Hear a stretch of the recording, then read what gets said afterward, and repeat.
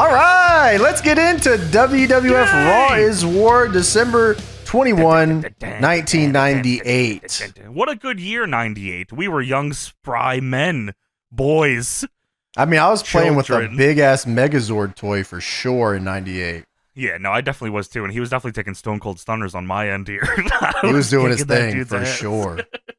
But before we get into episode 291 of WWF Monday Night Raw, which is why we're covering this on Deadlock episode 291, let's see what was going on in the world of wrestling at the time with the Wrestling Observer newsletter. From December 14th, 1998, Meltzer writes here, while it visually looked like Austin was put on a cross and tied with his hands outstretched while being raised to the ceiling, WWF somewhat played it down by never using the words cross or crucifixion. So I guess either the week before this, James, or a couple weeks before this was them symbolizing Austin, which we also have reviewed. That's right. Yeah, he just don't get it confused with anything else. It is a symbolization of Steve Austin. Well, Meltzer says the cross was shaped like a T, like a cross, but also had a U under the T. So he was being tied up on an Undertaker symbol, as explained by a horse announcer, Michael Cole. Nevertheless, earlier in the show, they burned it, and there was no question they were trying to do a crucifixion angle without saying those words. Meltzer says, and now for something even more absurd, coming to a WWF pay-per-view within the next year, the Grand Wrestling Alliance in Philadelphia, of course, had a match on December 5th with a loser eats dog feces stipulation. All right. Would you like, is there any more details? That's it. He said, don't know if anyone ate anything. But that was the stip. Because I guess we're coming off of, well, no, I guess that hasn't happened yet. The dog poop match, where The Rock does the Rock bottom the British Bulldog on the dog poop. The dog poop. So this is first of its kind, loser eats dog shit match. Only in Philadelphia. No, what the fuck does that mean, only in Philadelphia? It fucking could happen anywhere. Right. The Insane Clown Posse are opening up a group called Hellfire Wrestling on December 27th at the Majestic Theater in Detroit. I thought this was awesome. ICP will wrestle using their wrestling names, which were Hector Hatchet and Sewer Dwella, as opposed to their Shaggy 2 Dope and Violent J names. Hector Hatchet and Sewer Dwella are fucking awesome names. You think they have like an entirely different look, or are they just clowns also? It's probably the same exact look. Still just clowns? Yeah, I'm Sewer Dwella, and The clown. Where I look. Yeah, the clown, of course, yes. Meltzer says this was, I didn't read the one before this, so I just thought this was a funny tidbit here. The whole deal reported last week regarding the death of Pig Greaser Stanklin appears to have been a ruse. So don't worry, James. Pig Greaser Stanklin is alive. Dude, like, from what? From, what do you mean? Is it from the Philadelphia promotion again? No, this is unrelated. Is this in the Hellfire Wrestling? On I guess on the Observer last week, they reported that Pig Greaser Stanklin died. Sorry to report that he's still alive. No, we're happy. We're happy to report that he's still alive. Yes, so Pig Greaser Stanklin. Maybe someone could find his matches for us. I would love to see what Pig Greaser Stanklin is up to. That's The Rock. It's definitely Sewer Dwella. That's The Rock under his new alias in Hellfire Wrestling. He's PGS, yeah. ECW news, there must be some sort of major WCW raid going on ECW at the press time. It appears that Mikey Whipwreck, real name John Watson, is going to accept a. Why did he have to do that? Dude, he does that all of these, James. Like, even for the results of Raw, he puts Steve Austin, Steve Williams beat Undertaker, Mark Calloway. Like, I guess that was a big thing in the, early stages. Well, I guess made you feel like you were in the know, maybe? Yes, I think, yeah. So, I know his real name. But yeah, John Watson, that's what I know. Now, how come we didn't get the real name of Pig Stanklin? Pig Greaser Stanklin is working Meltzer. Crazy. He doesn't know his real name, and he told Meltzer he died, and Meltzer believed it. So did he, follow up with Meltzer the next week? No, I'm still alive. That had to have been what it was. I like to think he did it, and he's just fucking with him, but there's also an alternate where his boys We're told Meltzer he died, and then he had to say he didn't die. That's like a crazy coincidence because I think we watched the episode for this Raw where Pig Greasers joined the corporation. I think I saw him at the end of the show. Pig Greaser Stanklin does come out at the end of the show. Pig Greaser Stanklin comes remember out. that when we're done. Huge pop. Dude, I mean, the corporation trying to fucking put him away. The rumors of his demise are greatly exaggerated. So yeah, John Watson, that's what I know him as. You might know him as Mikey Whipwreck, is going to accept $100,000 per year for 2 years. That many others have been offered deals. Many others in ECW have been offered deals, and even Valet Chastity was given an offer and was considered at press time a 90% certain of leaving. So the raid has begun, James. There's a mole in the locker room. Daddy. There's a mole in the locker room, Daddy. Who the fuck is doing that? Yeah, that's weird. I just reported that Pig Greaser Stanklin died, Daddy. Fonzie, get the fuck out of here. Okay. In a Pennsylvania newspaper, Shane Douglas challenged Ric Flair to a best-of-3 shoot fight and claimed that wrestling had passed Flair by. Meltzer says when Douglas first did this stuff a few years back, anyone with half a brain knew he was an asshole, but did it to get him over with some people with less than half a brain, and getting over was his job. But now, with Douglas past both a physical and business prime as a star, Jesus, that he already, really? Yeah, 98, Meltzer said he's done. Prime is a star that he barely had to begin with, and never having made it in the big leagues, and Flair still at 49, still one of the biggest names in the big leagues. Well, the only people who don't see this for what it is must have something like 1/20th of a brain. WWF News, Dan Rodricks in the Baltimore Sun ran a column on attending the Raw tapings in Baltimore a few weeks back. I've never heard this. He said that when the Oddities came out, the WWF actually ignited a device that emitted a sewage-like stench only noticeable to ringsiders to make it if the Oddities didn't bathe. You could have just asked them not to bathe. They definitely would have. Not like this dude's name was Sewage Dweller.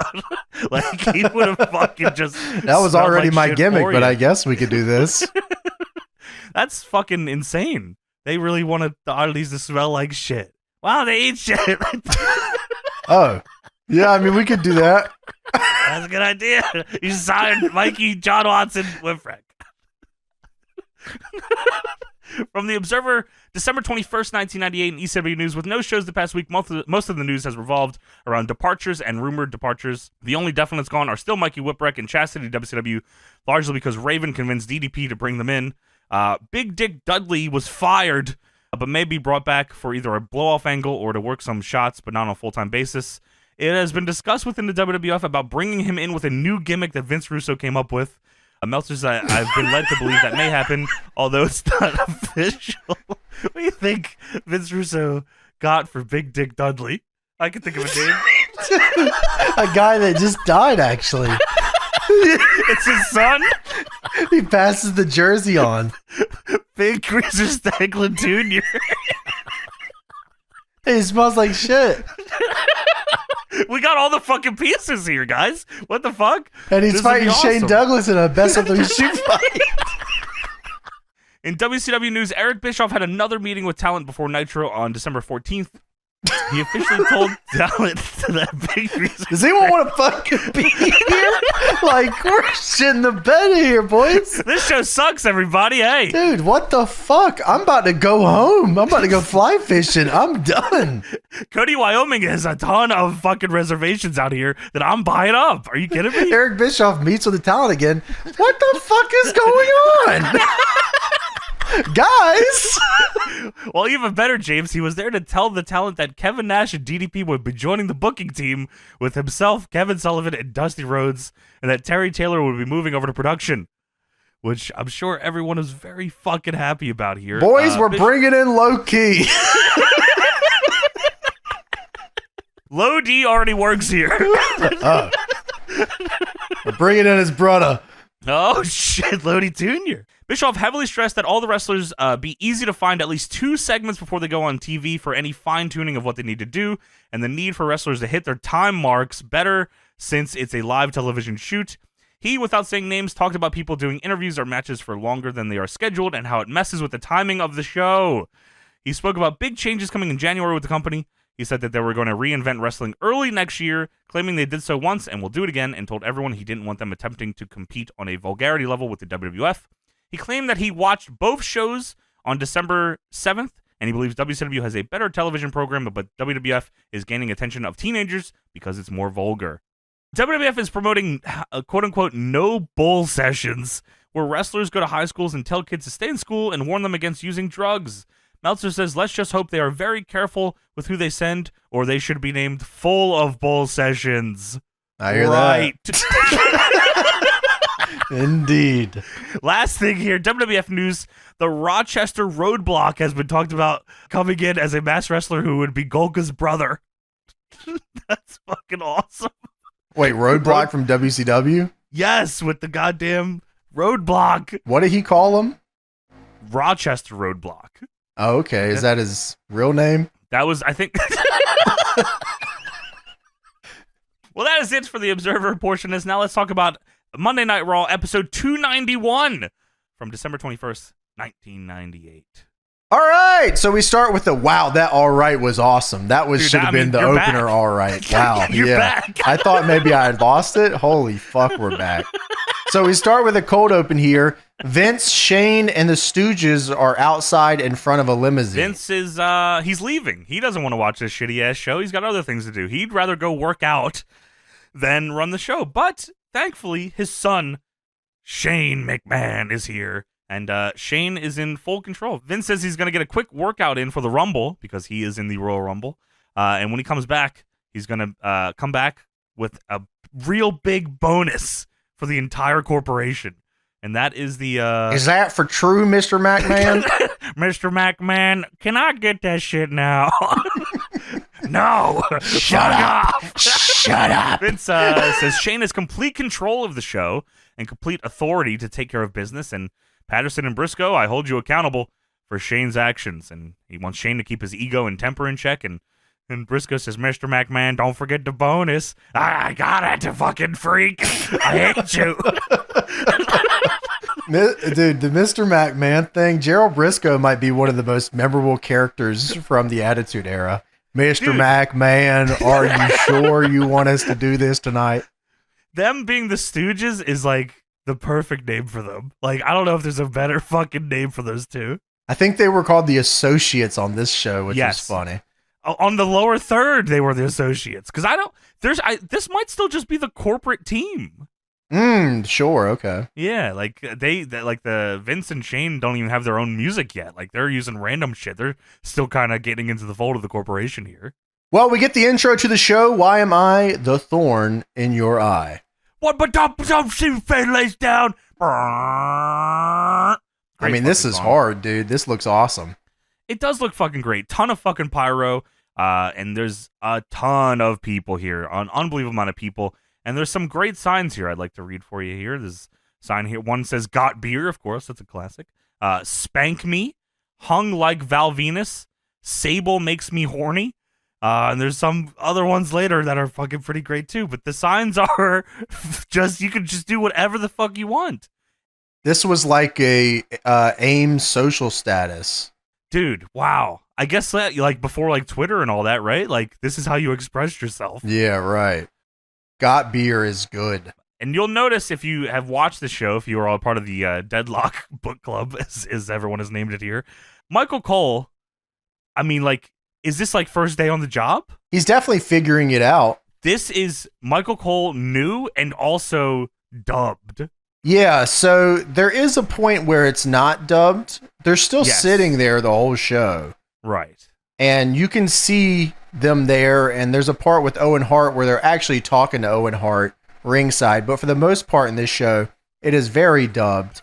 And Michael Cole seems to be reading stuff right off the sheet.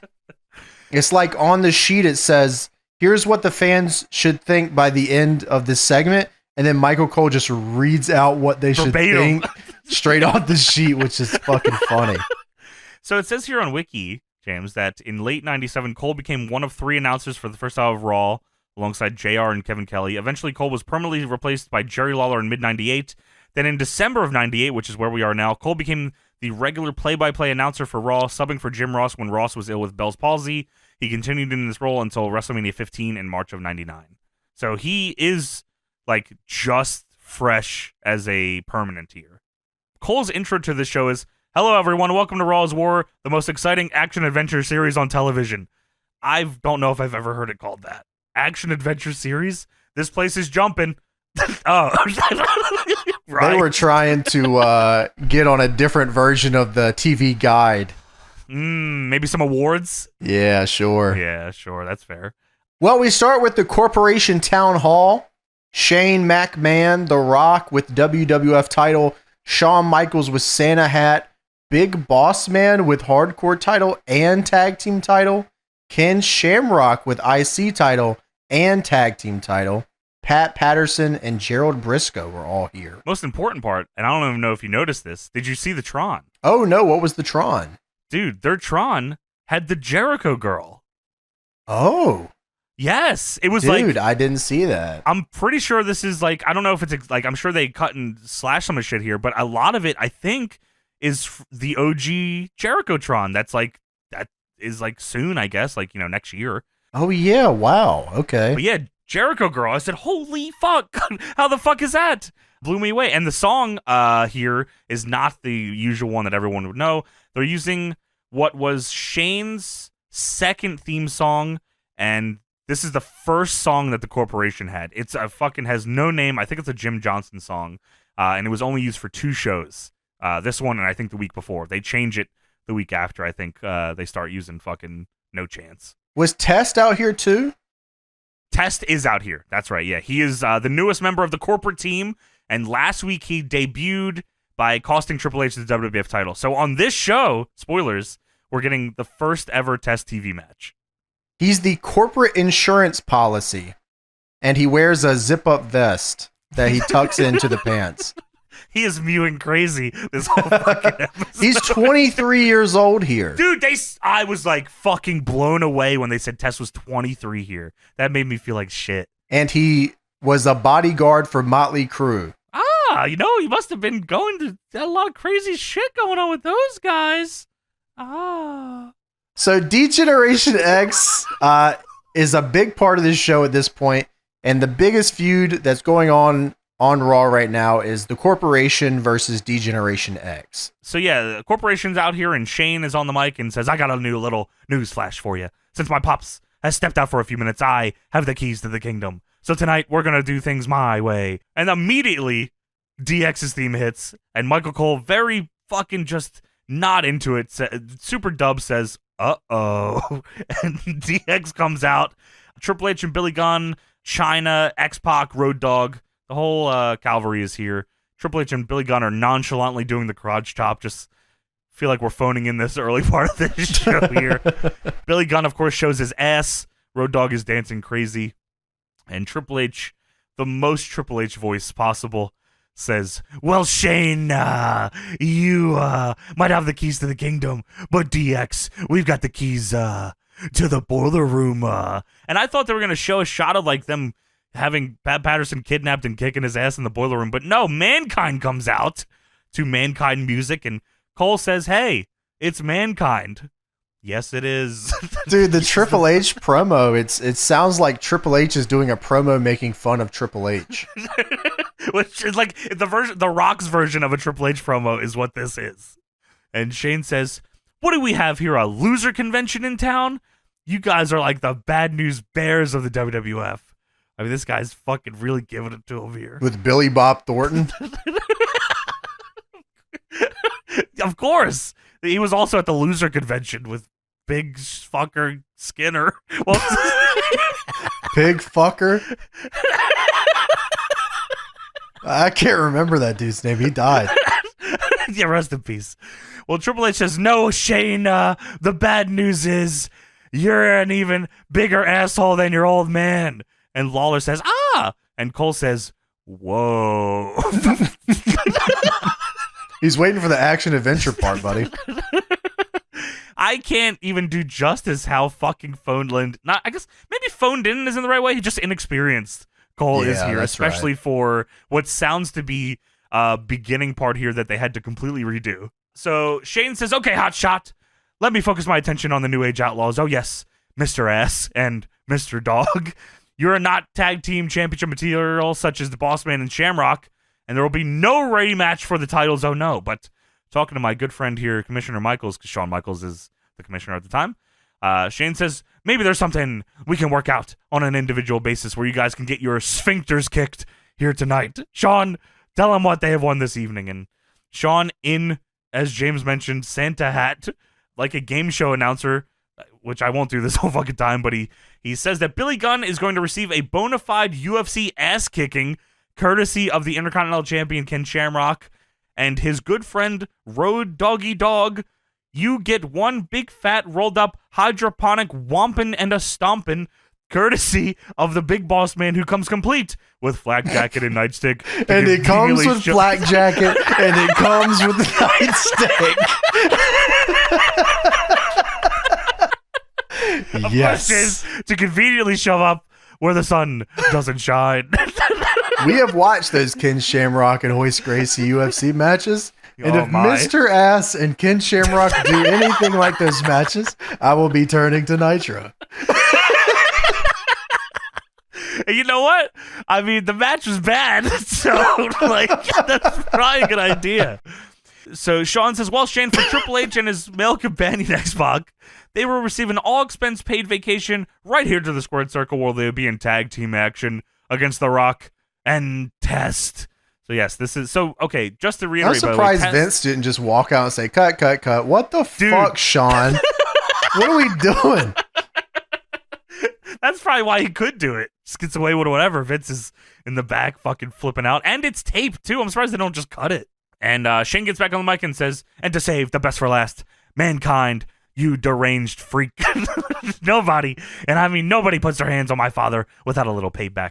So tonight, Mankind, it's gonna be you against me. And the Stooges are not fucking happy with this. They are trying to talk Shane off this ledge, but Shane is not going to have any of it. He wants Mankind. He says this match won't be out in the parking lot. It'll be right here in this very ring, which is like, I don't know who is the McMahons in this very ring people, or like, was that just always a thing? Because in my brain, Shane and Vince were the ones that always said that. Maybe. But I don't know if they coined it or whatever, but it feels like in this very ring and this very ring. Yeah, that's fucking all of them. Or I guess Triple H later years. So Shane says, I'm going to finish what my father started, and tonight I'm going to kick your ass. And Mankind gets on the mic and says, Shane, in response to your little challenge, I have this much as I like to say. Ah! And him and Triple H are... I mean, Triple H sounds like he's going to throw up on the mic, how hard he's laughing into the mic. You remember when Triple H backstage did that weird wheezing laugh? Dude, he does it here again. Yes, holy fuck. I can't believe that you remember that. That's nuts. Yes, I mean, that is one of the this. craziest laughs ever, so I have to remember that one. Do you remember when he was on the ramp and took off an invisible shirt? Oh, I do. He got that thing all the way off, too. So Mankind says, well, okay, you sniveling little silver spoon sucking sissy. Mankind, DX, and everyone in this building is going to love to watch you try. Have a nice day. And Triple H says, Mankind, I think there's only one thing left to say. We've got 2 words for you. And he tries to G it up immediately, but Mankind is like trying to tell him to say, so let me say it too, suck it. And then Mankind proceeds to do like the most fucked up crotch top I've ever seen. It was like he was trying to do the Dude Love dance, except with the arms crossing. So he just looks like he's breaking his knees and doing the crotch chop. It's fucking insane. Triple H should have said, and we got 2 words for you, and Mankind should have said, have a nice day. That would have been awesome. Tremendous. Cole then runs down the matches that were just made, and he says that Shane will be taking on McMahonkind tonight. That's awesome. Doing great work here. So People Magazine features the 25 most intriguing people of the year, and one of them was Steve Austin. What? He is a snake. Dude, he's the rattlesnake. Yeah, I mean, like, I guess he's pretty intriguing. His rise to prominence, he's beating up his fucking boss every week, or soon to be every week. And yeah, I mean, I wonder where he 25? They just had to get him on there. I don't know how old he was here. He's always 33 or something to me. Yeah, that's fucking true. You're right. So we go backstage. DLo Brown and Mark Henry are outside of a purple door in the arena. And DLo says that we got to take care of business out in the ring. We can't do this back here. So Mark Henry has been invited by girls, unidentified girls, back here to fool around. And Mark Henry, being a fucking sex addict, he has no idea who the girls are, but he's super in. He is super here, and he's also in an insane fucking green shirt. I mean, this shirt is nuts looking. And DLo is pissed, and he says, we can't do this here. Mark Henry says, calm down, baby. I'm the sexual chocolate man. They want me in the building. And DLo says, you can't do that in the building, man. That's bad business. And Mark says, I'm going to go in there, and I'm going to have a hell of a match, and then I'm going to go out there and have one as well. Don't worry about nothing. Just stand guard for me. So 2 mystery women have somehow smoke signals. I don't know how Mark Henry got this memo that they wanted to fuck him in the building, but he's down. He's got a match. DLo's probably right here, but I mean, Mark Henry's got to get his. He is the sexual chocolate man, as he says here. His nickname is Sexual Chocolate. Yes, DLo, I'm going to be back here fucking. I'll maybe be out there for the match. It's like my thing. Is it a title match or no? Of course not. Well, I'm gonna fuck then. I think I'm gonna fuck. So we kick off the evening with Gangrel versus Al Snow. And that Lawler says, sounds like Mark Henry wants to have 2 tag matches tonight. And Cole says, what he said. Dude, they then begin to fucking question who they think. He's like, oh, Cole says, who do you think it is? And Lawler says, oh, probably China. Probably China. And Cole says, Sable. Oh, maybe Deborah. Just naming every fucking girl that works here on the show? What are you talking about? Yeah, well, of course. And Cole says Gangrel shocked us on Raw last week with the actions of him and the Brood. And Lawler says, look at that guy, Gangrel. He's weird. And Cole says, oh, man. That gothic lifestyle will get you every time.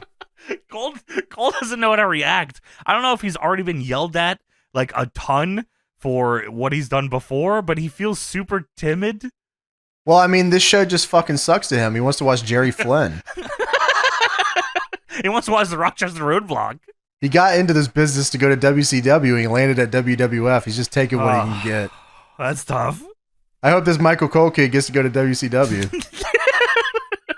Or anywhere else. So this is an all-timer WWF Raw opener. I mean, Gangrel versus Al Snow has got to be up there with, like, I mean, this is the Rock and Austin of opening a Raw show.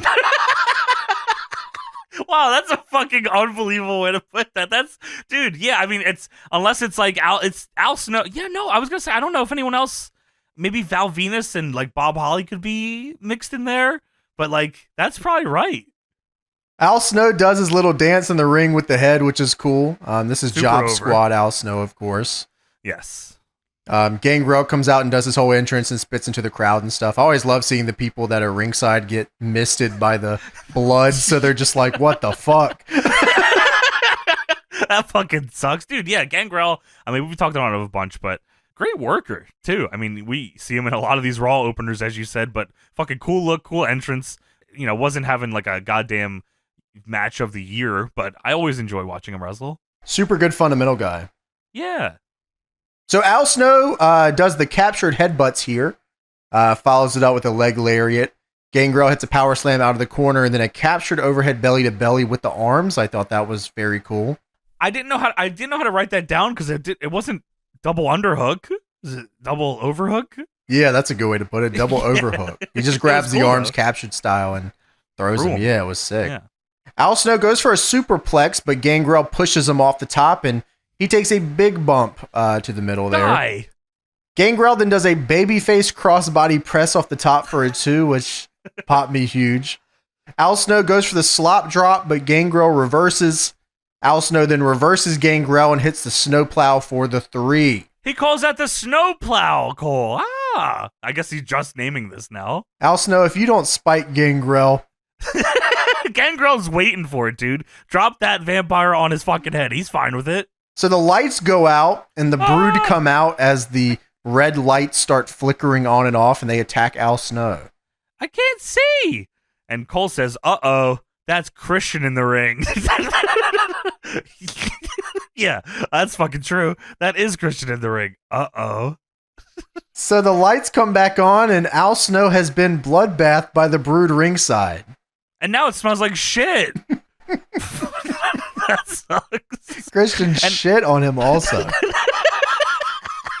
They shit in buckets and threw it on his head. This in sucks. the dark. Oh my. Uh-oh.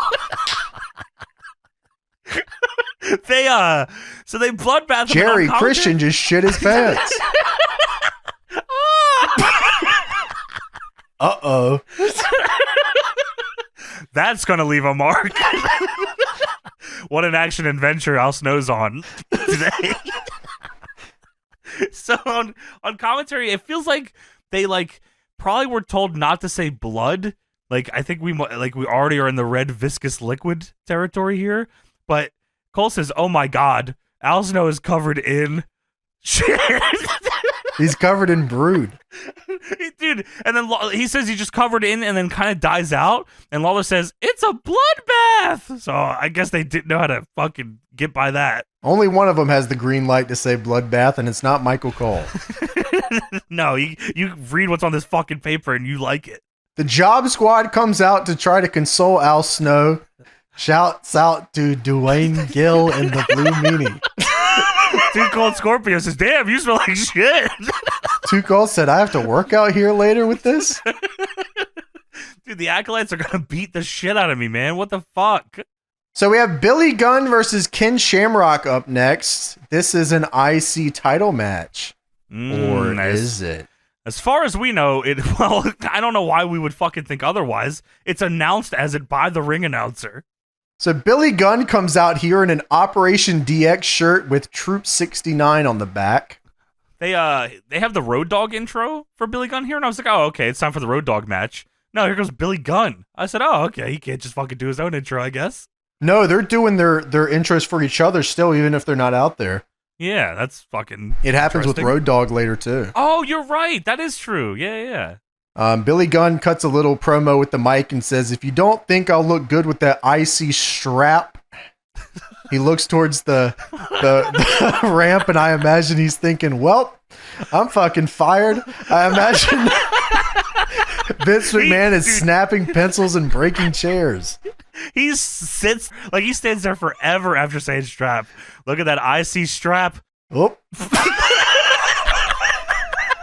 Then I got 2 words for you. Suck it. Have a nice day. This is where Cole, by the way, says that the real Santa Claus is going to be here a little bit later on Raw. Oh my. I'm excited for Santa to be here. I mean, me fucking too. Every time Santa's on a show, I was trying to figure out what, because surely we would have seen this. But last time we saw Santa, he was a fat piece of trash. And Stone Cold started his shit out of that guy. But I have to say, and I won't spoil it, but the Santa thing here, I never ever saw, I don't think. I don't think I have either. Yeah. So Ken Shamrock comes out here and screams on the steps, "Yeah, it's over for you, ass guy. You're done. You're about to get UFC to death." So they lock up and the crowd chants, "Suck it." The crowd also says Shamrock sucks. And at one point, Billy looks at him and mouths, "You suck." And Shamrock then gives him "fuck you" arms. Tells him fuck off. So Shamrock goes for a heel hook here, but Billy Gunn works himself out of it.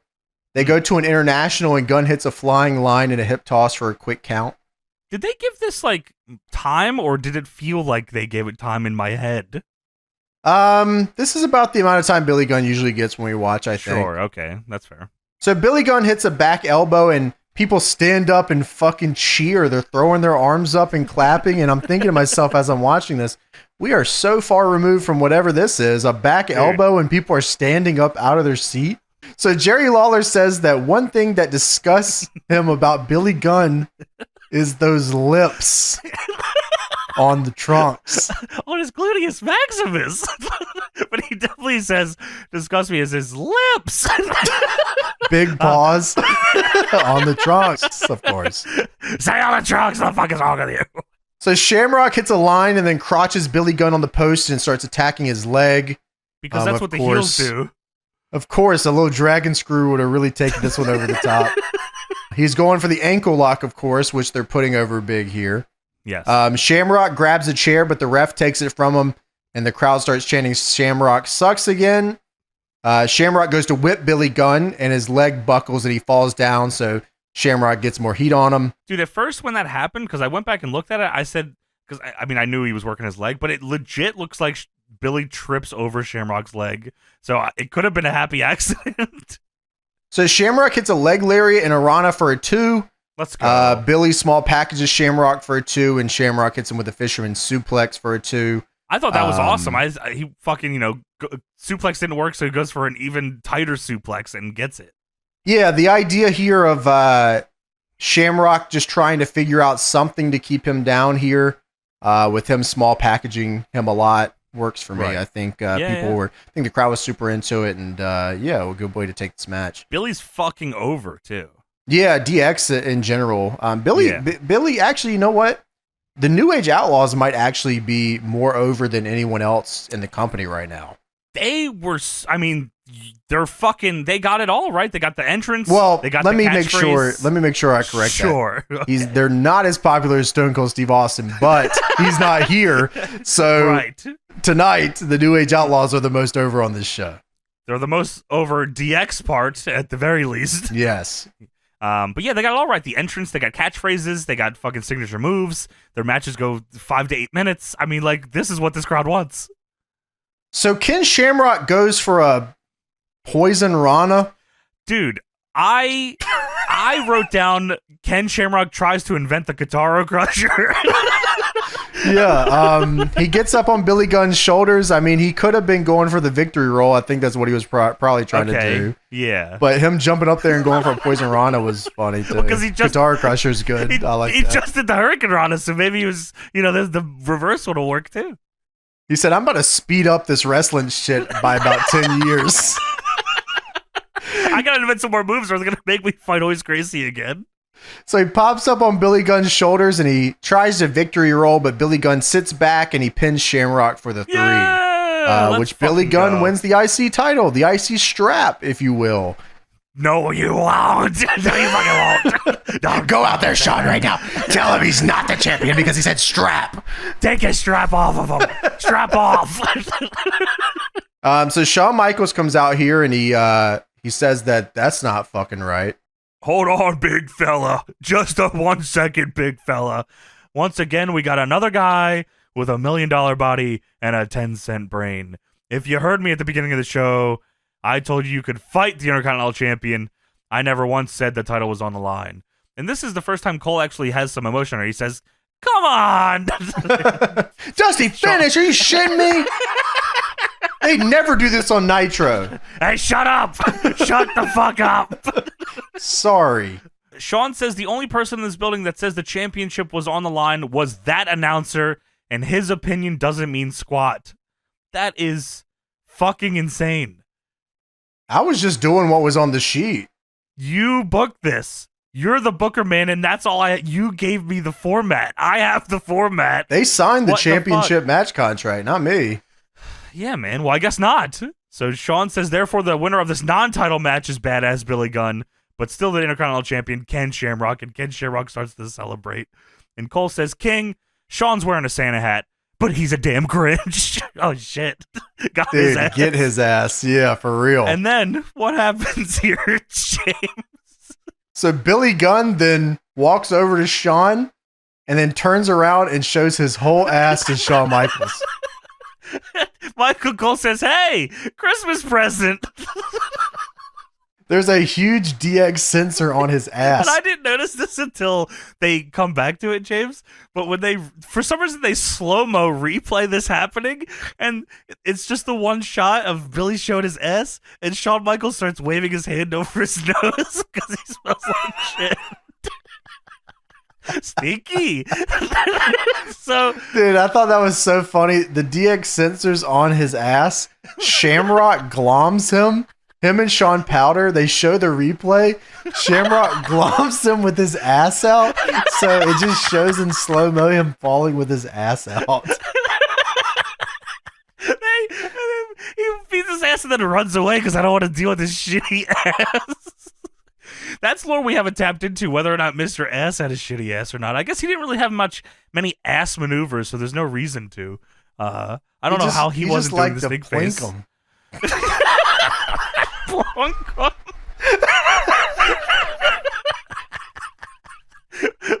What is the list of things he liked to do? Let's see. He loved to love him, kick him, shove him, stick him, flaunt him, watch him, blink him. Plink and plunk him. And he's gonna kick him because he's an ass man. So many asses, so little time. If I was a wrestler and you gave me the gimmick of me loving ass, I'd be like, wow, I'm so glad I went into this business.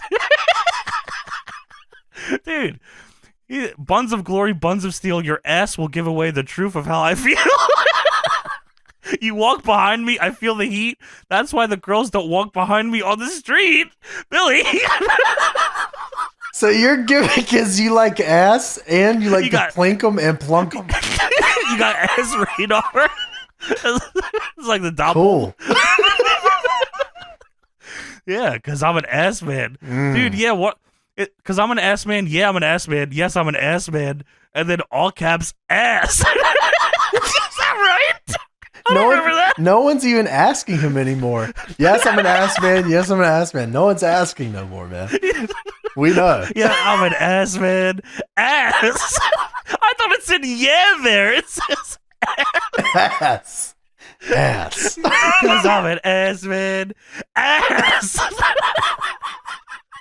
Wow. That's great. That's fucking good. Good for Merry Billy. Christmas. Yeah, of course. So Hawk is pacing back and forth with a broken arm backstage. Hey, that's not funny. It's not funny, but that's fucking funny how it's written. Dude, I wrote this.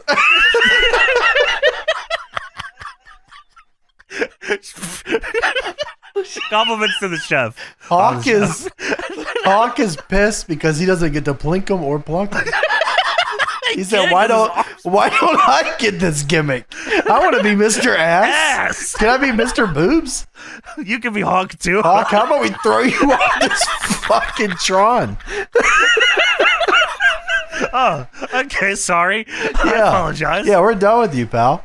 So Hawk is he does have an arm cast, as you said, and it's like it's got a bunch of signatures on it. It looks like he's in fucking second grade, which is awesome. The boys wanted to sign it. Yeah, I would drew a cock on it for sure. So PlayStation's Slam of the Week featuring Spyro the Dragon. Oh, Hawk hit Droz with his cast on Heat. Dude, he hit the shit out of him too. He clocked him with the cast, and then Al pinned him with the Al snowplow, the snowplow. And Hawk got on the mic and said, "Hey, Droz, tomorrow night is the beginning of the end for you." He's gonna kill him. Dude, Spyro was awesome, by the way. Well, yeah, little purple dragon. I never finished a Spyro because, like, I don't know why, but that game might have been one of the first games where I was like had a lot of control over the camera, and it made me fucking seasick. Oh, for me, it was Mr. Moneybags asking for too much money. Hey, fuck you. I'll just quit playing. Is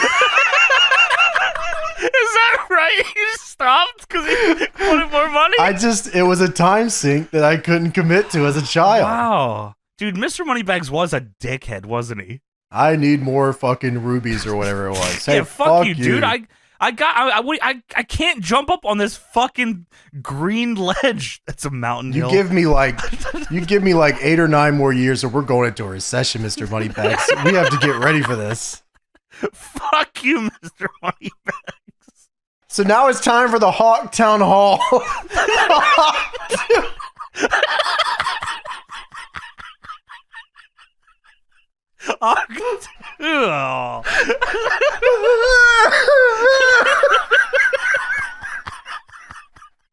Now it's time to Hawk to it. So fucking Hawk comes out here in his fucking cast because he broke his arm. Got pushed off the fucking Tron. He's also in a WWF Attitude shirt. The cast is signed like he's a kid at school. And Hawk gets in the ring. He's on the mic and he says, well, and he says, it's time to let the cat out of the bag. The dark, deep little secret of Droz in mine. You see Droz, he's the pusher man. Which I guess if you didn't know what that meant as a child or ever, you would just think pusher man means he pushed him off the Tron. They got very literal there. But no, he's the enabler. He says, I don't have to cover for you anymore, Droz, because I'm clean and I've been that way for some time and I like it. And here comes Droz in a hoodie. And Hawk says it was a good little plan and, make me undependable in Animal's eyes and take my job. You were the dope pusher and I was the dope and nobody regrets it more than me. And when I heal up, LOD stands for Legion of Doom and Lords of Discipline. And boy, I'm going to discipline the hell out of you. And the best way to fuel a fire that's gone wild is with hatred. And I have plenty of that. Droz's response of just attacking him is funny as fuck. Hey, I have a fucking really fucked up drug addiction, and I'm over it now, and you are the fucking reason I was on drugs. Shut up.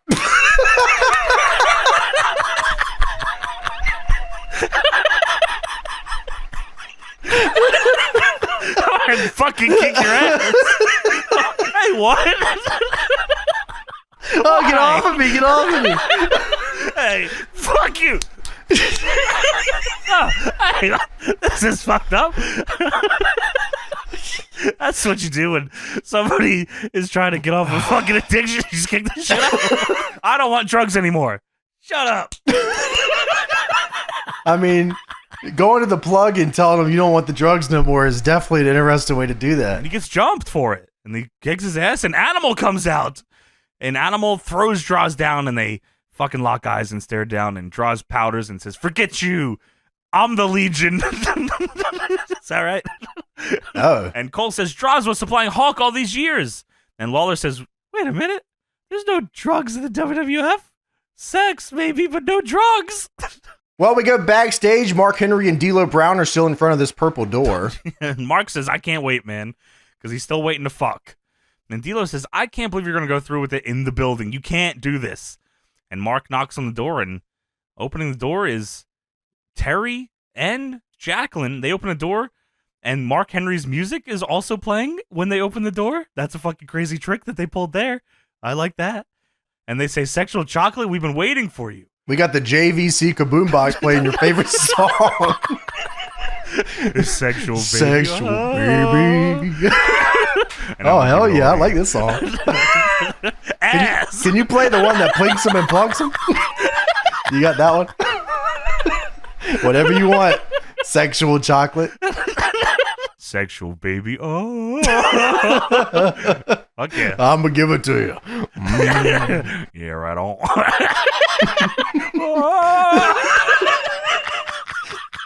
So it shows Stone Cold giving Santa a stunner and calling him a fat piece of trash. Yes. Like, we definitely have reviewed that episode, right? I think so. So yeah, it's legit lower third Stone Cold Christmas, and it's Austin asking Santa, are you the real Santa or are you just a fat piece of trash? And if he's not the real Santa Claus, give me a hell no. And then he gives fucking Santa the stunner. Oh, hell yeah. And Cole says that wasn't the real Santa, that was an imposter. And Lawler says, we got the real Santa here tonight. And I'm excited. I don't know who the real Santa could be. Steve Blackman versus Blue Blazer is up next. I mean, this has to be a 3-year-long angle. I mean, every time we watch Raw is war. I see the Blue Blazer and Steve Blackman and Jeff Jarrett. And they're trying to take the hood off this guy. Yeah, it shows a recap of Steve Blackman taking the Blue Blazer mask off, and this was last week on Live Raw, and it was Owen Hart. It was Owen Hart, but... why the hell was he wearing the Blue Blazers gear? I mean, that's fucking ridiculous. Lawler says, who do you think it is? I can't tell. And Cole says, why wouldn't Owen just take on Blackman one-on-one? Why is he out here in that silly mask this week? Well... Owen Hart comes out on stage and says, I think I've proven beyond a reasonable doubt that I am not the Blue Blazer. Steve Blackman, you're a liar. That is not me. How the fuck is that? I just saw you with the hood off. That was last week, buddy. Oh. He says, well, I know there's a little bit of Blue Blazer in each and every one of us, and that includes you too. And then Blue Blazer jumps Blackman in the ring, and Owen on the mic on the outside says, I'm not the Blue Blazer. Huh. Understandable. So Owen Hart joins commentary for this match as we get started here. Owen on commentary says, if I'm the Blue Blazer, then who is that in the ring? Which is a great point. He's got some great arguments here. At one point, Owen says, I hope he takes the mask off. I want to get to the bottom of this. Lawler says, well, Owen says the tape was doctored last week. And they show the announcers at ringside. And Cole turns to him and looks him in the eyes and says, Raw was live last week. It was live. What do you have to say now? And Owen is just staring ahead, very little grumpy. And he says, it's not me. I don't care. Owen Hart says, well, if Bill Clinton and O.J. Simpson can get off a reasonable doubt, then so can I. I guess that's He's making a good point, Michael. He's got points, Michael. Raw was live. It was live last week. It was live. Oh. So Steve Blackman says, let's take off the mask. The crowd pops. And Owen says, yeah, let's see who this is. He has Blue Blazer down on the canvas, and he looks around, and I swear to God, he looks up, and he says, he pantomimes pulling the mask off and says, I'm serious with it.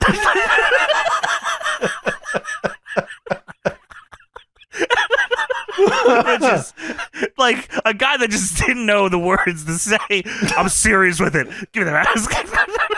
Owen Hart then goes up to the ring and grabs Steve Blackman's foot, tripping him, and screams, woo! Dude, yeah. He trips him, and I was like, oh, that's enough. Like, Blackman will get the kick him or something. He turns around, does full arms up in the air, woo!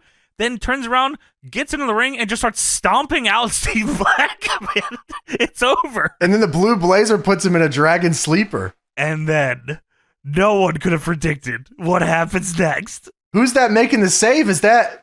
Oh my God, it's the big gold one. Goldust. Goldust is here to make the save. And Goldust is here to hit a back suplex driver. What was that? He's got plans. And the Blue Blazer tries to sneak away.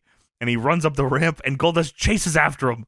And now Blackman is in the ring taking out Owen, and Goldust is fighting Blue Blazer on the stage, starts punching him. And then Goldust holds the Blue Blazer with his arms behind his back, and Blackman is here to unmask him. And it's none other than Jeff Jarrett. Oh my God, it's Jeff Jarrett. So Cole on commentary says, it's Jeff Jarrett. And Lawler says, no, it's not.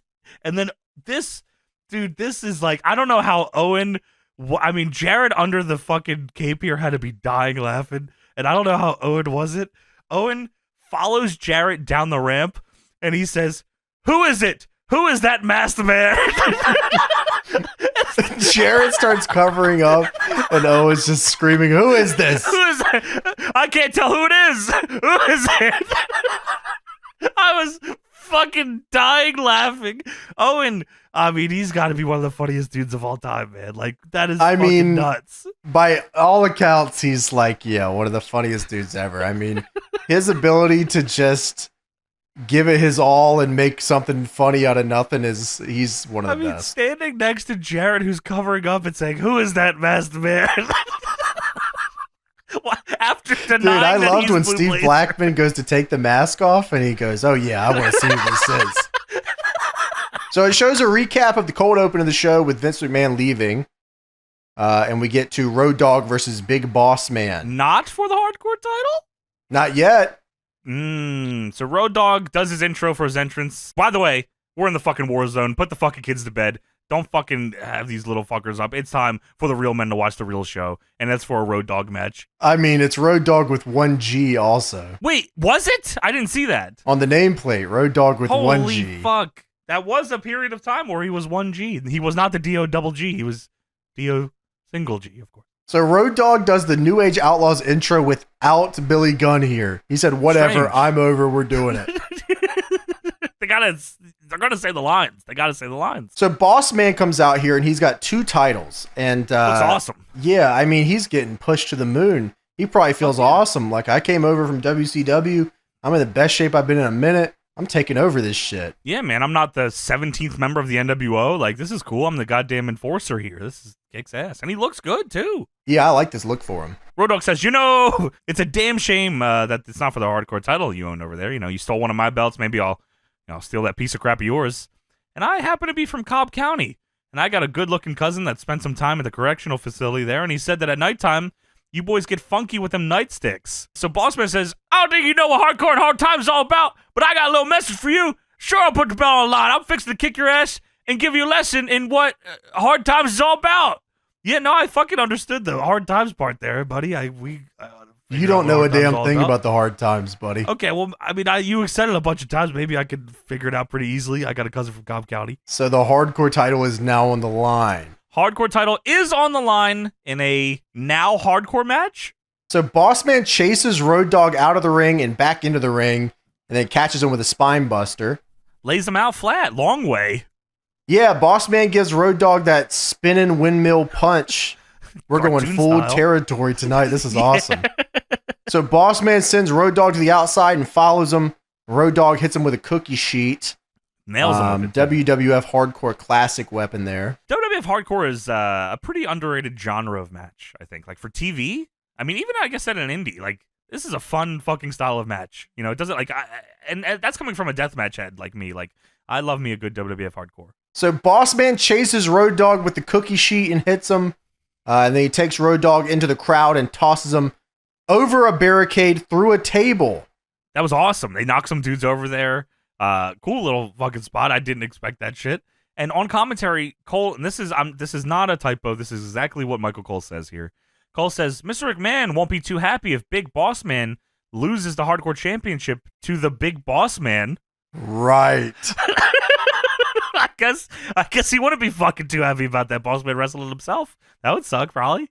So Bossman grabs a bag of powder. He's going to go plant it on the Road Dogg. But sadly, Road Dogg kicks it up into his face. Oh, dude, on commentary, they don't even say it's powder. Like, Lawler says, he must have confiscated that. Like, they imply that this is drugs. Yeah, he's going to plant it on the Road Dogg. Wow, did he ever do that? I don't know. What a great... He should have planted it on Hawk. I mean, that sounds like something that would happen on Raw is War. Maybe on the War Zone when the babies go to bed. Dude, he plants cocaine on Hawk, discovers it on Hawk, and then... Bossman sends Road Dogg back into the crowd and grabs an electric fan and hits the Road Dogg with it.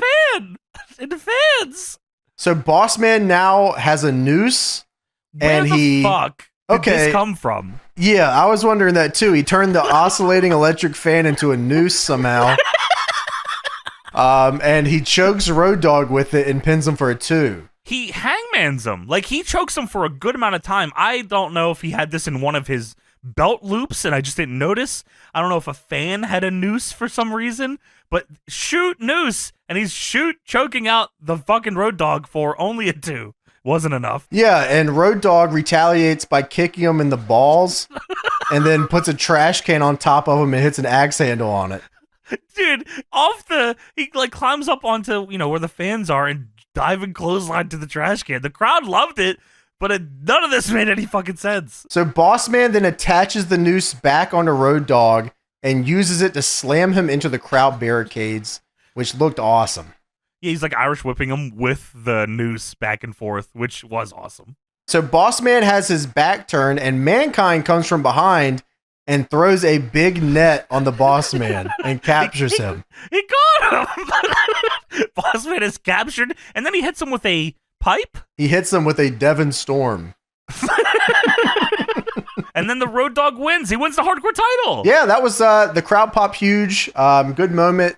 I thought the match was fun. Yeah, it was cool here. Yeah, I love WWF Hardcore, but yeah, just, I don't know, man, choking out Road Dogg with a noose to the point where he passed out laid on the floor and he kicked out at 2, I thought was a little egregious, but I guess 98, I'll take it. So Bossman chases Mankind as Road Dogg celebrates with the title. He has to show Mankind hard times now. Run for your life. This man holds grudges like you wouldn't believe. Oh my God, dude. You better fucking lock your doors. He's going to blow your house up. So we go backstage. We are back here with Mark Henry, Jackie, and Terry. And Terry tells Mark Henry that we need to take these clothes off. And they do. They take the clothes off, and I swear they're taking his clothes off, and Terry looks over at Jackie and says, "What are you doing?" And Jackie says, "Pretty good." Right. Line. Terry, they take his belt off, they unbutton his pants, and Terry unbuttoned his pants and pulls him down a little and says, "Would you look at that?" And Mark Henry starts laughing. Would you look at that? Hey, what the fuck is happening? Oh, it's all right. Shit's big, ain't it? It's a perfect size, I promise. And Terry tells him his skin is so soft, but it could use even more softening. That's what I say about my skin. And if we did a massage with some cocoa butter and oil to moisturize you, it'd be even better. So they tell Mark to lay face down on a table, and he does. Jackie says that he's a bit too undressed and we should put something on him. And Mark Henry says, "Now hold on, don't put anything back on."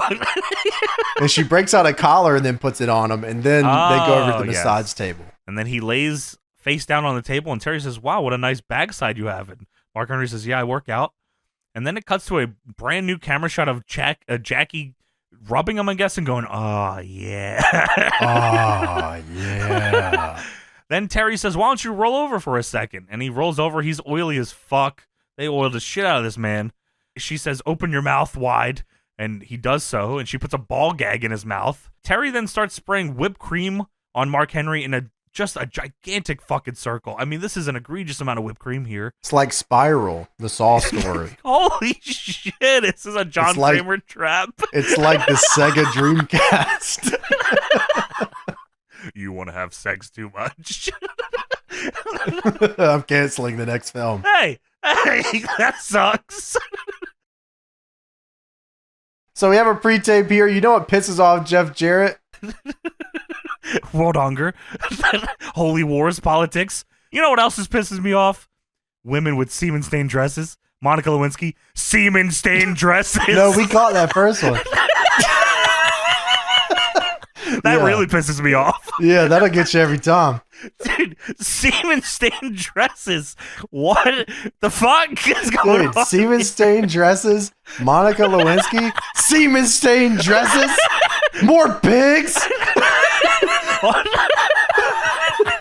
The pigs will get you every time. Hey, what are you talking? Are you going for the Intercontinental title? What are you doing? Semen-stained dresses. More pigs. That really pisses me off. Backstage, the Stooges are talking to Shane McMahon, and they're trying to get him to not wrestle Mankind tonight. Yeah, Pat Patterson says, "You cannot just do that. Don't you understand? We are responsible for you." And Shin says, "I can do what I want. I'm in charge." And Pat says, "I've known you since you were a baby. You can't go in that ring." And Jared Briscoe says, "What did your father say? What did Mr. McMahon tell you? Keep your temper and ego aside. Also, what about our Christmas bonuses?" Come on, says, man. Never mind the Christmas bonus. Come on, man, my Christmas bonus. Enough about the bonus. And Shane says, "He laughed in my family's face and I'm getting revenge." And he storms past them. And I mean, again, I can't say enough good things about Jared Briscoe. Like, what a fucking tremendous act on this show. So we go backstage. Mark Henry is still on the table. Terry is now blindfolding Mark Henry. Starts to bind his wrists, and Jackie binds his ankles. They're fucking locking this dude up 23 hours a week. And Mark Henry looks fucking insane. Like, the whipped cream is dripped all over him. Like, he's oily as fuck. He's bound and gagged. And Terry says, "Now you're all tied up. Nowhere to go." All right. So you gonna fuck me? No. Hey, what the fuck do you mean no? So we have the Acolytes versus Job Squad. Let's go. This is a fucking, there's never a time where I don't hear those combination of words and get happy. Yeah, I mean, I knew these guys were going to kick the shit out of each other. Of course. Bob Holly and Too Cold are the ones wrestling for the Job Squad, and they're taking on Bradshaw and Farouk. Just a bunch of guys that would love to beat each other up. You could say that Bradshaw and Farouk may not even be at their most mean here. Like, they haven't even gotten there yet. And it's close. We're getting to it. Like, they're about to be with Taker. So they can do whatever they want here soon. So the Job Squad are out here in their NWO looking shirts. And the match starts right away as Farouk takes on Bob Holly and Bradshaw throws Too Cold straight into the stairs. Dude, he throws Scorpio out of the ring, and Scorpio takes a crazy, he practically does fucking, what's PCO call it? Malfunction? Malfunction. Yeah, he almost does malfunction to the floor. And yeah, it sends him into the stairs, and Farouk just beats the shit out of Bob Holly and flexes in the ring. So Bob Holly low blows Farouk and takes him down. Bradshaw comes in and they hit a double shoulder tackle on Bob Holly, and Bradshaw hits a big boot. Bradshaw goes for a boot but misses, and Too Cold runs into Farouk and then turns back into a line from Bradshaw, who is just throwing these suckers. It's not, I don't even know if it's his finish yet, because they're not really like saying, whoa, clothesline from anything, or they just say, whoa, there's a clothesline. Well, they had just become the Acolytes. Was that just like right now? I don't know if it was, I don't think it was right now, but they had, like, they had just started painting their chest and wearing all the symbols and stuff. Sure, okay, yeah. Oh, yeah, both men made their first appearance on TV as a team on November 15th, 98 on Heat. So yeah, just like last a month ago. Yeah. Farouk pins Too Cold with his foot, and Bob Holly comes in and clubs him super hard. Dude, I thought that was funny as shit. He has him 1 foot on the chest. Bob Holly comes in and punches him in the face, it looks like. And Farouk, like, staggers back a little, but he seems, like, mildly annoyed by it, and he doesn't go after Bob. They just continue the assault on Scorpio. So Too Cold hits a Trouble in Paradise on Farouk for a 2. That's what I wrote, too. Too Cold throws Farouk into the steps, and Bradshaw hits a clothesline on Bob Holly in the ring. Die! Bradshaw hits a powerbomb on Bob Holly, but the bell is rung as Too Cold and Farouk are fighting on the outside, and the announcer says that the Job Squad have won by DQ. I am very confused. I'm super confused. I don't understand what happened here. I don't either. They show Bradshaw loading Bob up and hitting the powerbomb.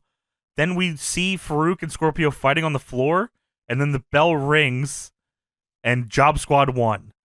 The Job Squad won because Bradshaw and Farouk were kicking their ass too much?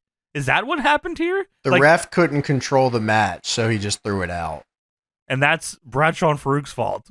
Yes, because they're the aggressors, I guess. Well, the crowd, just in case you guys didn't know, completely dead for this. They did not understand, didn't like it, don't care.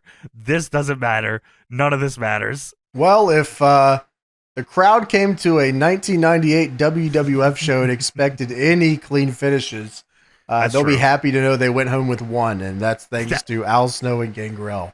That's true. You're right. Which, you know what? I'm surprised that was with who Gangrel has, but I guess all of the Brood stuff was post-match, like in general. And the Job Squad should be able to just lose. That's their gimmick. Do they not get paid now? The Job Squad, whose gimmick is to lose, won the match against 2 guys that just debuted a new gimmick a month ago. That'd be great if the Job Squad kept accidentally winning and couldn't get paid every week because of it. That would have been awesome. Yeah, I agree. They won the tag titles by accident. Oh, fuck. So Shane McMahon versus Mankind is up next. Yes. Well, Shane McMahon picked a good opponent if he was going to try to have a good match. Sadly, we don't get much of that here as it breaks down pretty quickly. But Shane McMahon, is this his first match ever? Dude, great call. It is Shane's first match. I just saw him in the WWF jacket, and I was like, oh, this must be like his first thing. Wow. Holy fuck. I didn't even think. I figured he was already doing some schmaz bullshit with the corporation already. This is Shane's first fucking match on TV, and first match ever, according to Cage Match. Well, Shane comes in swinging. He's peppering Mankind with those punches. And they last forever. He does this for the rest of his life, these punches. Mankind's rocked! Oh, wait, no, he's not. Mankind lines him and hits the double arm DDT. Dude, Mankind lines him to fucking hell, too, dude. And all the while, the corporation is on top of the stage, and Sean is there instructing them to not come down. And Cole says, well, Sean could just have him come down to help. And Lawler says, oh, I'm sure Shane told him that he can handle himself. But I believe, it's not on this episode, but I believe this ends up with Sean being like a turncoat here. Sure, yeah, that makes sense. Mankind grabs a chair and a mic, and he says, get up, Shane. I have a Christmas surprise for you. So he has a chair, and he's offering it to Shane. He says, make your daddy proud. Lay me out, Shane. Come on, kid, for once in your life, show some balls, you godless coward. And it looked like Shane hits him in the back of the fucking head with his chair, but I don't think he did. It did look like it. It looked great. It's close. It's fucking close. And he hits him in the back, and then he tries to run away, but Mankind catches him and does the Mankind punches in the corner. And this is when the Stooges show up. So Pat Patterson gets in the ring to help. but misses Mankind and splashes Shane in the corner.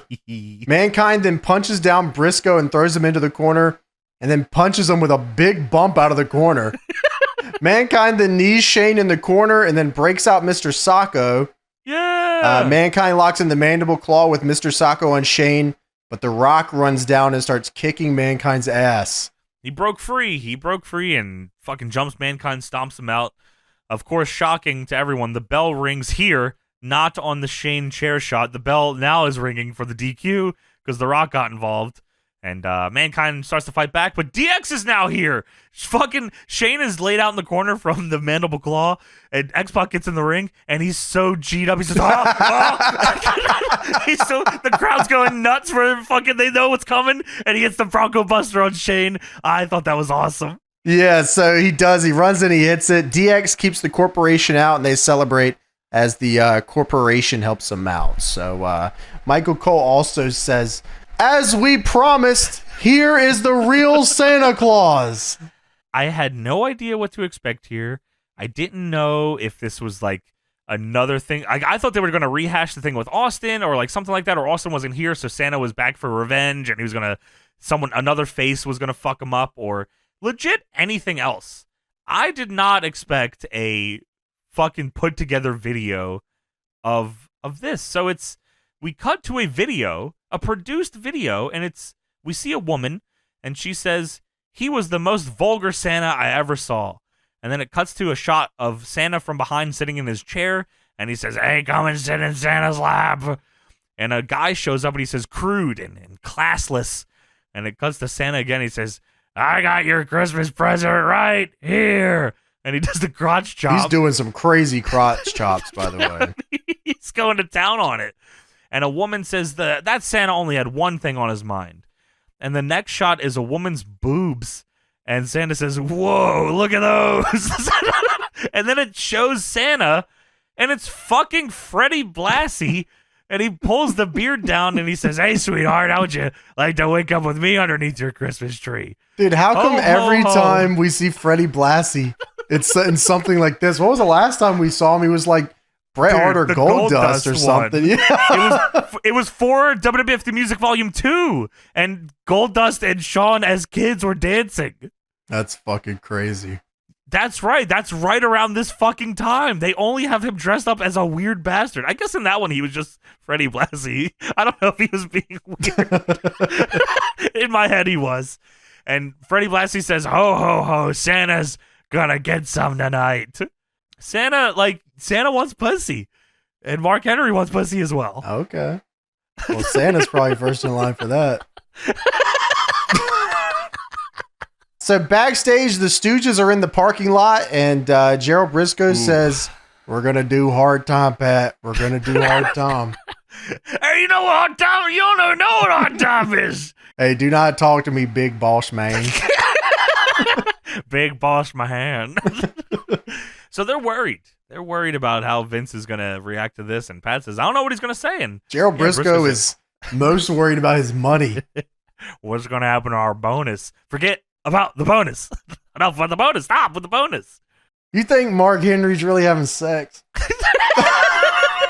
Mr. McMahon wouldn't do that, would he? You think Freddie Blassie's really having sex?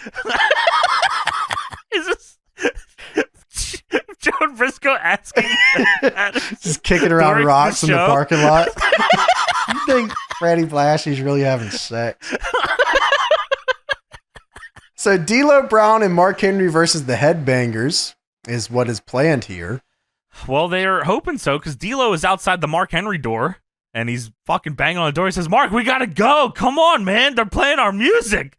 Come on. And Mark says, I'm coming. I'm coming. And Cole says, what did Mark Henry just say? Oh, I'm coming.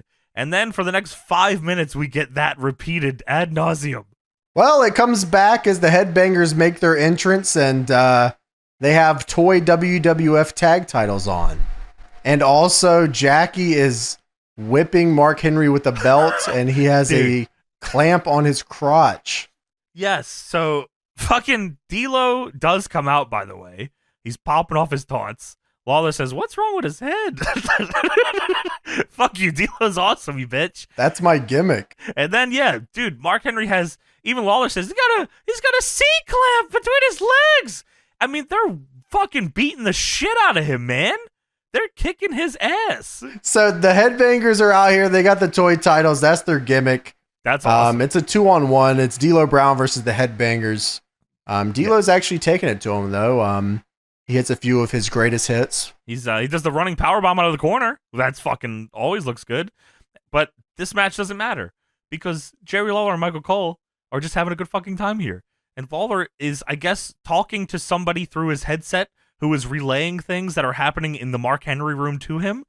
And Lawler says, they got hot wax. And Cole says, what are they doing? And Lawler says, they're doing what? Oh my gosh, what a maneuver. Vibrator. What did I do with the vibrator? Cole says, hot wax and vibrators. And gerbils. Dude, you're not going to believe this. They're doing what? How many gerbils? They're doing what with the gerbils? Oh, they're sticking them up his ass, Jerry. Oh! Well, DLo Brown with a sky high for a 2. The gerbils on vibrators.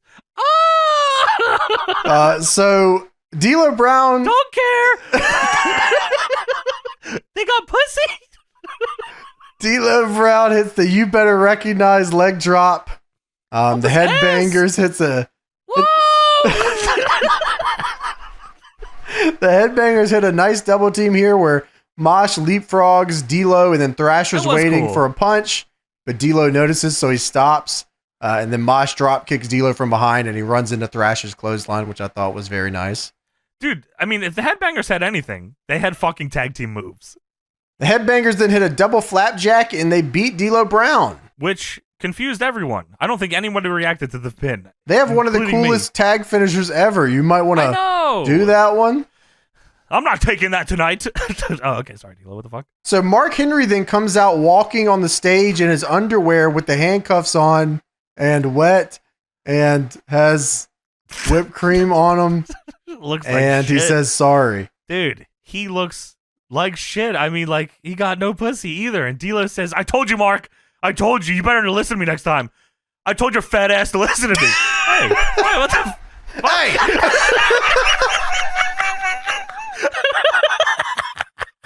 Mark says, they tied me up, man. And DLo is pissed and he walks away. Hey! Don't your fat ass. Hey!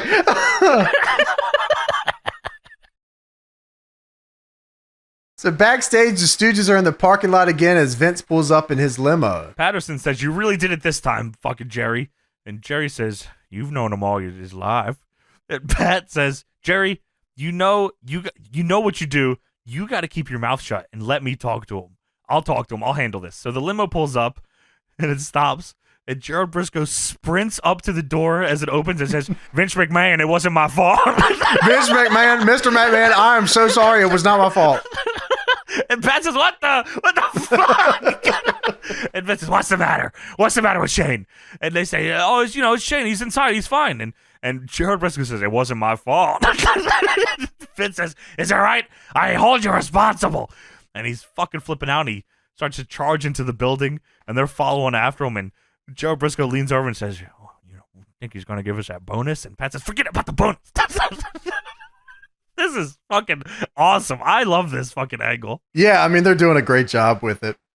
So, Undertaker's on the cover of Tattoo Magazine, and this is before the Sarah tattoo. Oh, he doesn't have it in the picture? Is that right? Not yet. Wow, how about that? And we go to our main event of the evening, Triple H and X-Pac versus The Rock and Test, who is making his Raw debut. So Triple H, DX is out here, all the members, China and X-Pac and all the boys. And Triple H does his intro. He's, and fucking Billy Gunn slides between his legs, facing Triple H. Crazy. Yeah, like, this is nuts. This is in ring. This is in ring. Triple H is looking down with the mic in his hand to do the fucking intro. Billy's laying in between his legs, staring up. Road Dogg is now behind Triple H, spreading Billy Gunn's legs. And have you ever tried this one?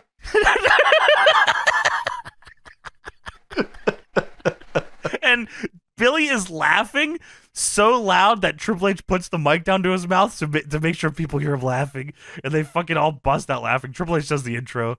It was a good moment for the boys. So Shawn Michaels gets on the mic and says that the corporation gets to stay, but everyone in DX has to leave. We're in the Christmas spirit, and we're going to stay out here. The corporation is, but the rest of DX, get the hell out of here. Take it to the back. So Mr. McMahon comes out here, and the crowd boos him relentlessly. Dude, they boo the shit out of him. He's the most hated guy on the show. Vince says, let's just let DX sit here at ringside. Whatever, it's Christmas, right? Yeah. Let's just see what happens. Let's have a fair fight, and let's all watch. What the fuck? Is he the cool boss now? He says, let's have a fair fight, and let's all watch what's going to happen, which is something's going to happen. X-Pac and Triple H are both wearing the red gear, which is as you do in the green group, which is good because for the finish, big fucker or whatever comes out here. Yeah, well, that's the signature outfit of Big Greaser's dangling.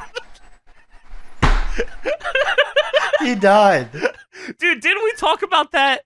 Like, during something we just watched? Well, it was Triple H versus Kane, and they were both wearing red gear. Yeah, come on. And it looked ridiculous. What's wrong with you? So we start the match off. X-Pac hits a double arm drag on The Rock and tags in Triple H. Test is on the apron, little zip-up vest. I mean, looks great. He looks fantastic. 23 years old, they say on commentary, which is like, wow, that's nuts. I mean, yeah, it is pretty nuts. And it's weird to think that not even 10 years later, he goes to TNA, he's like 33. Wow, what the fuck? You're right. So Test is throwing forearms instead of punches here, which is different than everyone else. I actually like that. I did too. Test hits a big boot on Triple H, and The Rock comes in. Dude, the first time ever he does the Test running big boot on TV, and it's to Triple H. I mean, the fact that it's Test's first match involves Triple H is also pretty crazy with how his career goes here. Yeah, you're right. But yeah, first running big boot ever on Triple H. So Test comes in and kind of repeats what he did before, but in the other corner, he does some forearms and knees into the corner. X-Pac comes in and hits a spin kick on Test. Then he hits the Bronco Buster on Test. Yeah! Fuck yeah. But Test throws X-Pac to the outside. Rock then is out there and he throws X-Pac into the barricade. Bitch. Very weirdly. He walks him around the whole ring and then throws him over there by the corporation. I thought he was going to like have one of the corporation members like punch him or something. I don't know if something got changed up there, but he does take forever and throws him like the long way into the barricade. Yeah, and then crotches him on the post. Yeah. Test then goads Triple H into coming in, and the ref holds him back while him and Rock beat down X-Pac. Yo, this kid already knows how to get heat. We should fucking bury him. So Rock sets up X-Pac for the corporate elbow, and he hits it suck it style. Dude, crotch chop theatrics on the corporate elbow. Fuck this guy, man. He does them crazy, still running. He does it all kinds of ways, too. So Rock covers X-Pac, but Triple H drags him off and then hits a line on him. Test then holds up X-Pac's legs while Rock punches him in the dick and balls. That was nuts. He spreads X-Pac's legs, and Rock readies his hand. He, like, shines it up real nice, licks it, and then punches him right in the balls. Why did you need all that? This is a classic Rock spot. Yeah, you're right. He right. loves doing that. X-Pac then hits a spinning heel kick and hot tags into Triple H. Yeah. Triple H takes out Rock and then hits a high knee and then a jumping knee on Test. All the classics. Triple H hits the pedigree on Test, but Rock breaks it up. And then the lights go out. Oh, shit. The Rock, I think, was telling the corporation to get into the ring, and that must have been the sign. And then the lights go out, and it's Christian. It's Kane! Oh, my God! It's Pig Greaser's dangling! Holy fuck, he's back. Alive? He's back. He's been alive the whole time? He's alive! He's alive! He's back from the sanitarium somewhere. Dude, this shit is so crazy to hear in a sentence. I know. So Kane's music hits. Kane comes out. Last time we saw Kane, he was committed to an insane asylum due to the corporation. Oh my. But whose side is he on? I'm assuming that it's explained that the corporation bail him out, right? I assume. Because how the fuck else did he get out of there? And then they were kind of alluding that the Christmas bonus. He just broke out. He faked his death and then came back to life. And he submitted it to the Observer. I'm dead. Oh, okay. Just so the kidding. insane asylum said, "Yeah, just let him out." I'm dead. He just read and won. Kane comes out here. Kane and Triple H stare down with the corporation, and then Kane goozles Triple H, and he chokeslams him. He has betrayed Triple H and DX because he was very good friends with them. Why? And yeah, the corporation was good to him. And Kane then chokeslams badass. That's what Cole says. Dude, yeah. He calls him BA, which is always funny. That's BA. So DX hits the ring, but yeah, Kane goozles Billy Gunn, chokeslams him. He chokeslams the Road Dogg also. Kane then goozles The Rock, and The Rock's like, "What the fuck?" Dude, the corporation will say, "Whoa! Chill. So he lets go and then goozles X-Pac and chokeslams him. Oh, red X-Pac. Come on, he's on your side, Kane. Him and Triple H have red on. And they say on commentary, "This must have been the Christmas bonus." Oh. Mr. McMahon, is that fucking true? Is this the Christmas bonus, Mr. McMahon? Are you fucking kidding me, Mr. McMahon? I mean, how the fuck do I take this home to my fucking wife, Mr. McMahon? Christmas is in 4 days, Mr. McMahon. I don't know what Kane's going to do for my family, but I Kane appreciate is gonna it. set my house on fire, Mr. McMahon. I'm going to have to fucking sell my house. Does Kane help with my double mortgage, Mr. McMahon? Is Kane I got having a sex? double reverse mortgage. Mr. McMahon, it's tough times. It's hard times, really. You don't know anything about hard times. This guy has sex, Mr. McMahon. You gotta be shitting me, Mr. McMahon. Kane's the bonus, Mr. McMahon, really? So Chyna steps up to Kane and punches him. And then Kane goozles her. And we're all out of time. We gotta go. We got this tape show. We can't air this part. So, I mean, crazy fucking episode. This is like, I don't know. The only thing this is missing is Stone Cold. Like, if this had Stone Cold, this is the most 1998 episode I've ever seen ever. There's fucking sex, drugs, rock and roll, fucking DQ finishes, swerves, everything. Fucked up, stupid, shitty commentary. Like, there's everything on this show except a good match. And Gangrel and Al Snow had a clean finish. That match was fine. I'll give him that. That match was fine. Well, now it's time for us to go watch the Astronauts versus Shuji Ishikawa and Suwama. Let's go, everybody. And that is it for our show. Thank you so much for joining us, everybody.